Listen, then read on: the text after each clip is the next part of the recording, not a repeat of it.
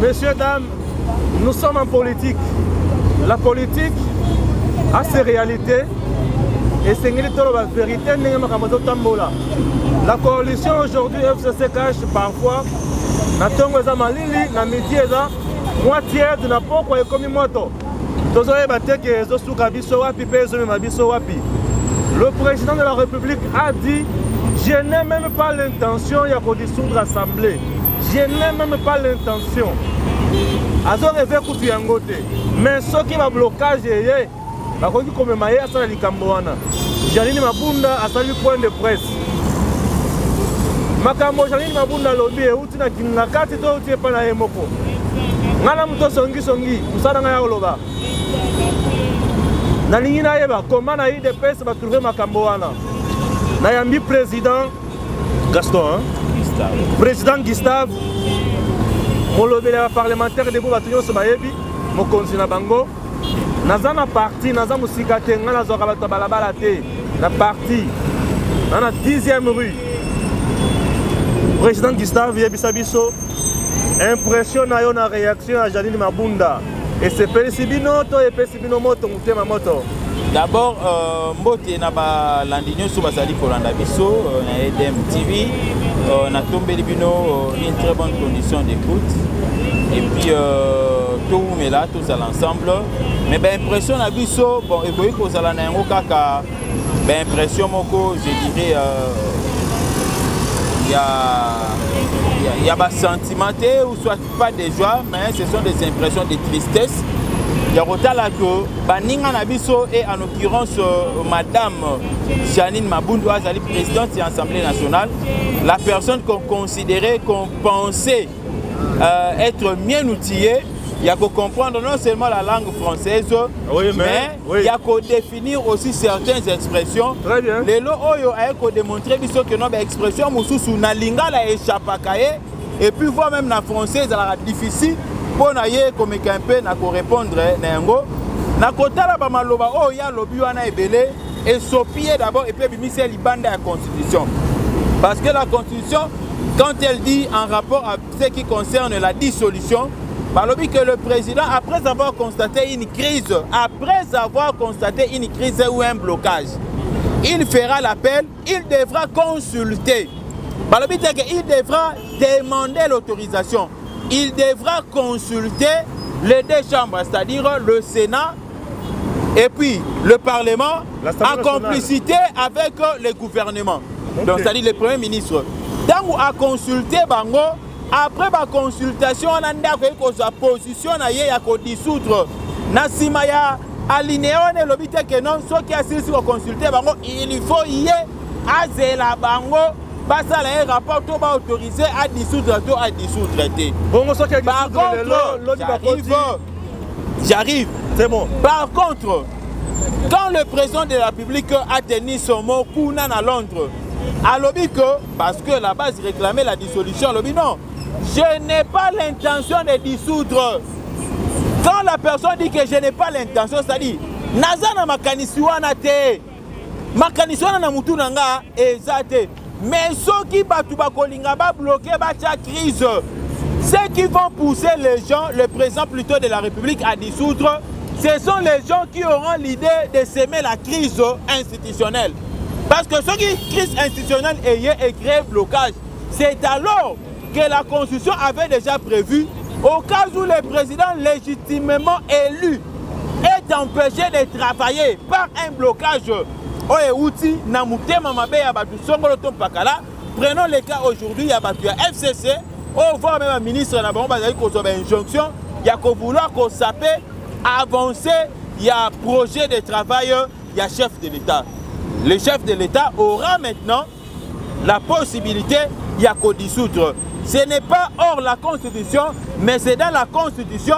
Et aujourd'hui, et le code de perception est que la Constitution appliquée, ça n'a jamais été rédigé par le chef de l'État, Félix Antoine Tshisekedi. Ça n'a jamais été légiféré par les clics. Il y a Félix Antoine Tshisekedi, mais ça a été légiféré, élaboré, signé par le clan Kabila. Mais le applicabilité n'est pas comme il bango mutema pasi. Bango basala qui ont un esprit à 100 ans de moto mbele mais bayeba quitter que Nzamba Bongi ça que Félix Antoine Tshisekedi viendra travailler dans ce pays avec la même constitution. Article 165, haute trahison. Bakokota penza chez Félix va trouver babimisi balongoli malamoko. Quand est-ce qu'on peut parler? Non, écoutez, quand est-ce qu'on peut parler de la haute trahison? Oui. C'est lorsque le président de la République a posé un acte qui est contradictoire, n'est-ce pas, au prescrit de la Constitution.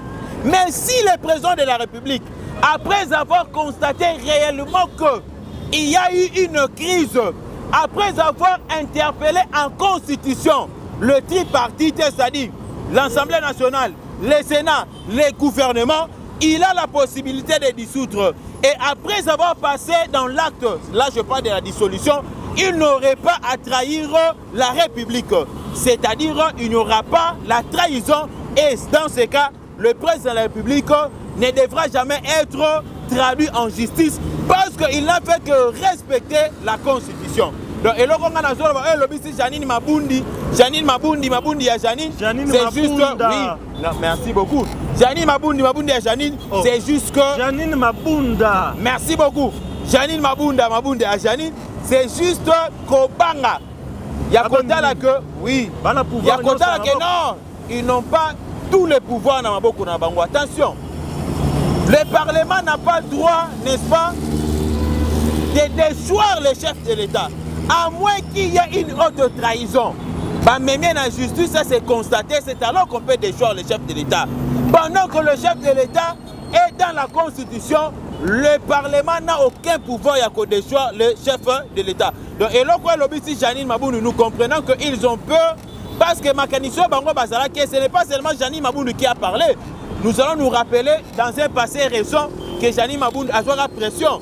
Nababo Chab, Nabakaleb et consort. Pour Aluka, comment est-ce qu'elle pouvait contraindre Jean-Marc Kaboundou à jouer dans la prérogative n'a été le vice-premier président et Assemblée nationale. Ils ont la Constitution, nous avons la Constitution. Ils ont la Bible, nous avons la Bible. Ils ont les juristes, nous en avons. Ils ont des plagistes, nous en avons aussi. Malheureusement, ils n'ont pas de combattants, nous avons des combattants. Wow. Le 24, le parlementaire debout. Il y a hôtel de ville qui a la marche pour poste de la présidence. Le 24 heures parlementaire début hôtel de ville qui a la marche parce que nous avons le président na bango oyo azali régi na kati ya collectif ya parlement debout ni le secrétaire général. Donc s'il y a eu une telle décision, nous devions être avisés. Étant donné que le secrétariat général n'est pas avisé, on n'a jamais tenu une réunion où on a eu à parler dans la marche à les 24 heures. Donc il n'y a pas une marche pour réclamer ma poste. Mais le cas les alliés journée alternance, différentes associations, différents mouvements, la manifestation pour célébrer alternance, mais pas en engageant les parlements debout. Là, je parle en tant que secrétaire général du collectif des parlements debout, l'homme qui assure l'administration de cet organe. Donc, il n'y aura pas marche, il y aura parlementaire debout. Et le président, il y a hôtel de ville, a jamais que non, ça n'a marche. Ceux qui m'ont mis cette intention, il n'est pas le président, il y a parlement debout, hôtel de ville. IDPS, Ekomika, Maman Marthe, Maman Denise, Vital Kamere, nous diriger IDPS. Moutou na IDPS. Moutou a lobby bongo et là qui si réellement Kazali combattant IDPS. Parce que depuis Félix Tshisekedi est président de la République, n'a jamais Maman Marthe Koya a Kofa na kata bureau a pour retravailler au nom de l'IDPS, je l'ai jamais vu. N'a jamais na lobby n'a jamais comment on a Vital Kamere Koya a Vital Kamere pas dans le bureau a été.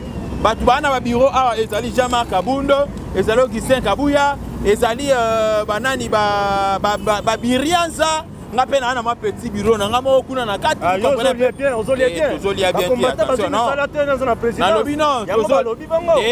est-ce que nous travaillons dans la présidence? Non,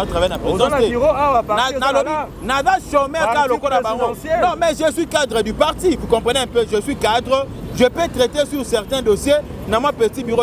Et puis, bureau, quand c'est non, écoutez, parce que non, tu vas dire ma système donc là on a les cadres ne sont pas payés. Comprenez un peu?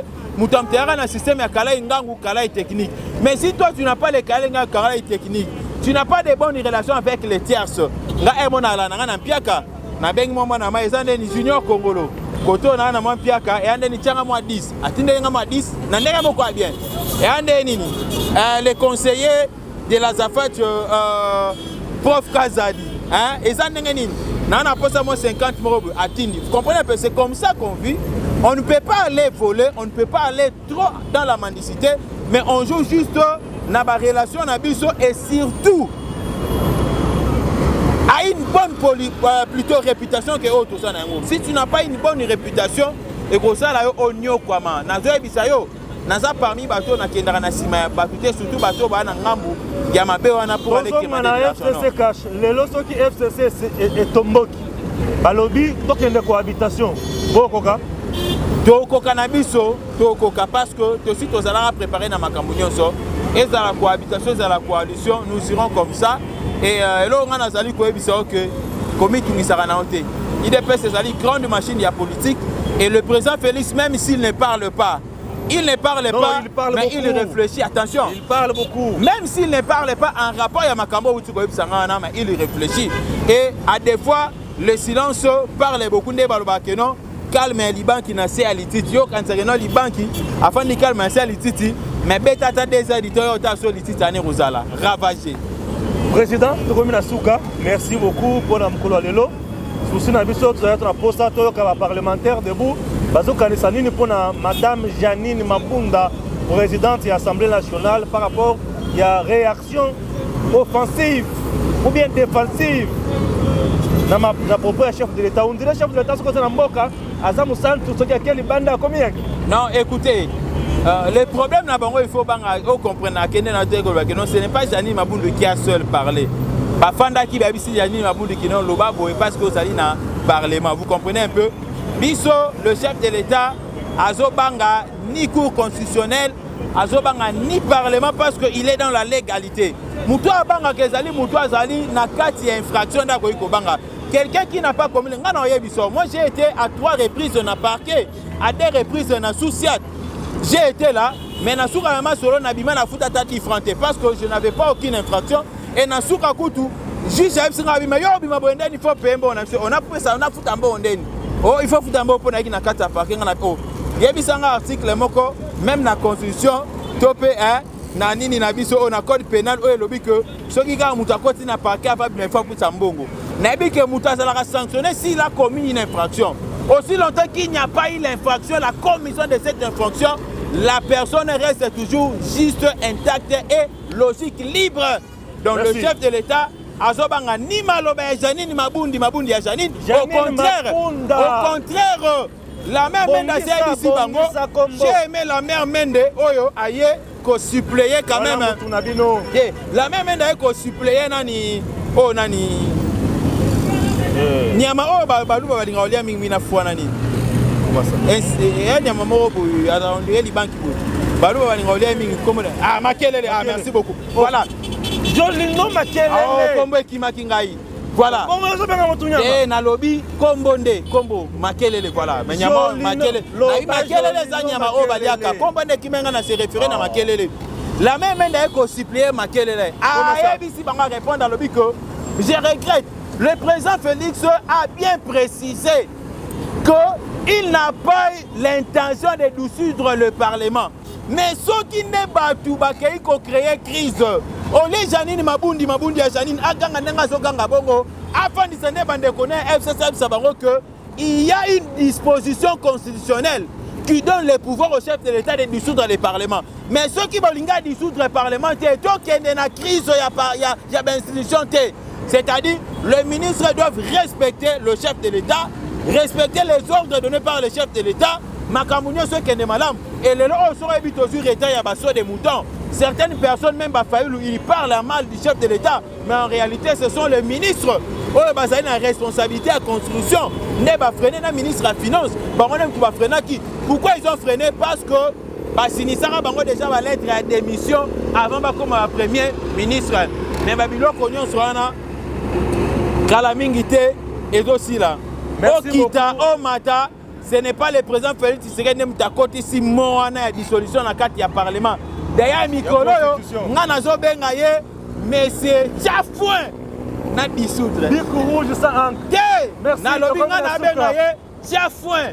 Bic rouge sans encre. Bic rouge sans encre. Soko tie tembe na yata liboso ndaku no ya libala.